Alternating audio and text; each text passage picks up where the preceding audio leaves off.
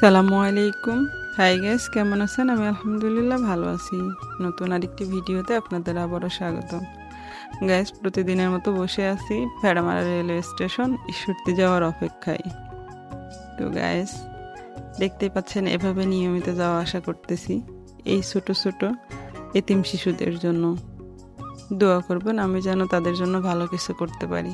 তো প্রতিদিনের মতো একইভাবে যাচ্ছি। আর এই টুঙ্গিপাড়া এক্সপ্রেস, এই হার্ডিং ব্রিজ, একইভাবে প্রতিদিনের যাতায়াত। প্রতিদিন না, আসলে প্রতিদিন তো যাওয়া সম্ভব না, তাই সপ্তাহে 3 থেকে 4 দিন যাতায়াত করি। এটা পাকশী রেলওয়ে স্টেশন, এখানে এই গাড়িটা থামে না। সব গাড়ি থামলেও এই টুঙ্গিপাড়া এক্সপ্রেসটা এখানে থামে না। আর পাকশীতে তেমন কোনো মানুষও থাকে না। এখানে বড় বড় অফিসারদের জন্যই অনেক সময় ট্রেন থামে। দেখতে দেখতে চলে এলাম ঈশ্বরদী রেলওয়ে স্টেশন। নেমে পড়েছি গাড়ি থেকে। প্রতিদিনের মতো একই রাস্তা ধরে যাচ্ছি হেঁটে হেঁটে। এই যে গাড়ির সামনে দিয়ে দেখলে জানি কেমন বুক ধরফর করে, দানব।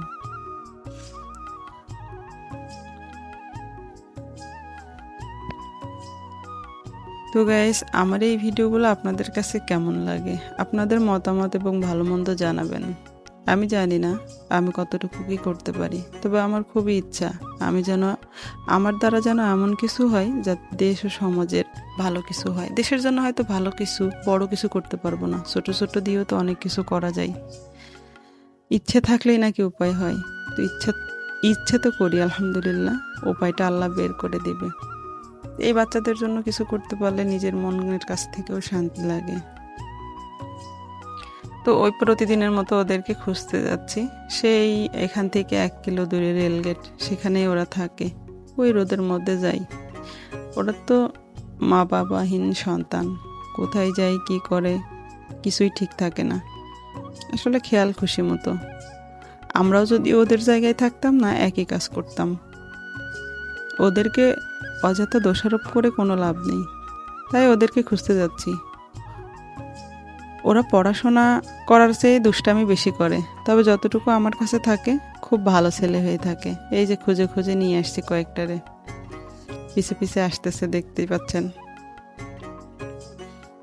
আর যতক্ষণ আমার কাছে থাকে ততক্ষণ খুব হাসি খুশি থাকে। আর আমারও তাতে খুবই ভালো লাগে যে অন্তত আমার মতো মানুষের জন্য কোনো একটা মানুষের মুখে হাসি ফুটছে। তো ওরা নিজের ইচ্ছা মতো পড়াশোনা করে, লেখে, পড়ে, যার যেমন ইচ্ছা হয় সে তেমনই করে। মাঝে মাঝে এখানে অনেকে এসে বসে থাকে, দেখে, বাচ্চাদের উৎসাহ দেয়, আমার সাথেও অনেক কথা বলে। ওরা লিখতেছে, পড়তেছে ইচ্ছে মতো, ওদের মনের আনন্দেই ওরা সব কিছু করে। তো গাইস, ওদের জন্য দোয়া করবেন, ওরা যেন ভালো কিছু করতে পারে। তো পড়াশোনা শেষ আজকে। পড়াশোনা শেষ করে এখন ওদেরকে একটু নাস্তা খাওয়াবো। নাস্তার দোকানে আসছি, তো কলা পাউরুটি খাওয়াবো। নাস্তা নিলাম। তো নাস্তা নিয়ে আমরা এখন একটু বসে খাবো, তারপরে যাব আমরা আজকে বাজারের মধ্যে। ওদেরকে খেতে দেওয়ার মতো তেমন কেউ নাই, আর ওদের নির্ধারিত কোনো ইনকামও নেই। অনেক সময় এরা বোতল টোতল টোকায়, তা দিয়ে বা ভিক্ষা টিক্ষা করে, তা দিয়ে খাবার দাবার খায় আর কি। এভাবেই ওদের জীবন চলে। তো আমার কথা হচ্ছে যে ওরা নির্দিষ্ট কিছু করুক, যদিও ওরা খুব ছোট, তো সেই টাকা দিয়ে অন্তত ওরা পেটে খেতে পারবে। একজনের থেকে চাইলে একজন মুখ কালো করে বা ঝাটকি মারে, অনেকেই দেয়, অনেকেই ভালোবাসে, অনেকেই আবার ঝাটকি মারে। তো ওইটা না করে ওরা যদি কোনো ছোটোখাটো কর্ম করে, তাতে করে ওদের অন্তত খাওয়াটা, 3 বেলার যে খাওয়াটা, সেটা অন্তত চলে যাবে। তো আমার দ্বারা যদি এটা হয়, আমি নিজের কাছ থেকে অনেক খুশি হব, মনের কাছ থেকে। তো আপনারা সাপোর্ট করবেন এবং দোয়া করবেন আমি যেন ওদের জন্য এতটুকু করতে পারি। তো ওদেরকে আজকে নিয়ে যাব সাথে করে। এখানে স্টেশনে বেলুন বিক্রি করে, বাচ্চাদের আসলে খেলনার মতো আর কি। তো এই বেলুনগুলোর খুব বেশি দাম না। তো এগুলা 10 টাকা পিস, একটা করে ফুল বানায় 10 টাকা পিস বিক্রি করলেই বেশ ওদের অন্তত 3 বেলা খাওয়া পড়া চলে যাবে। তো ওদের নাস্তা খাওয়াই এখন নিয়ে যাব বাজারের মধ্যে। নাস্তা খাওয়া শেষ, এখন আমরা যাচ্ছি ওভারব্রিজ পার হয়ে বাজারের মধ্যে। দোকানপাটগুলো আমি চিনি না, ওরা এখানকার সবই চেনে। তো ওদেরই আগে আগে দিচ্ছি যে তোরা চল, তোরাই আমাকে নিয়ে চল। তোরা আগে আগে যাইতেছে। আর আজকে তেমন কেউ ছিল না, এরা দুইজন ছিল, বাদ বাকি যারা ওদের খুঁজে পায় নাই। তো ওদের খুঁজে পেলে আমি ওদেরকেও কিনে দেবো ইনশাল্লাহ। ভালো মন্দ হওয়াটা নিজের ব্যাপার, যদি কেউ হেল্প করে, সে হেল্প যদি না নেয় কেউ, তাতে কারো কিছু করার থাকে না। তো আমি ওদের হেল্প করতেছি, ওরা যদি চায় যে হ্যাঁ এখান থেকে ভালো কিছু করব, তবে ওরা করতে পারবে ইনশাল্লাহ। দেখা যাচ্ছে আমার মতো অনেকেই চায় বা চেষ্টা করে যে ওদের জন্য ভালো কিছু করতে, কারণ বাদ বাকি আল্লাহর ইচ্ছা।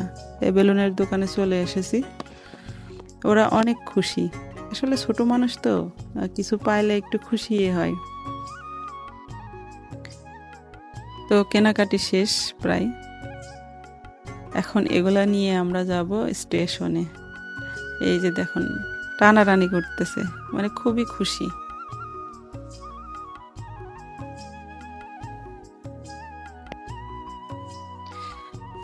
একজন আরেকজনের হাতের থেকে টানাটানি করতেছে। তো এখন কেনাকাটি শেষ, আমরা যাব এখন আবার স্টেশনে। এখন গাড়ি আসবে, একটু বাদে একটি গাড়ি আসবে, আর ওই ট্রেনে করে আমি বাসায় যাব। ওদেরকে বলছি যে এই যে ট্রেন আসবে, এই ট্রেনে তোমরা বিক্রি করবা। তো খুব খুশি আর উৎসাহ নিয়ে বেশ আনন্দের সহিত যাচ্ছে। এবার ফুল বানানোর পালা চলতেছে। রুহুল আমিন খুব ভালো পারতেছে না, তবে নূর অনেক সুন্দর করে বেলুন ফুলায়া, ওরা ভাগাভাগিও করতেছে এর মধ্যে গুনে গুনে।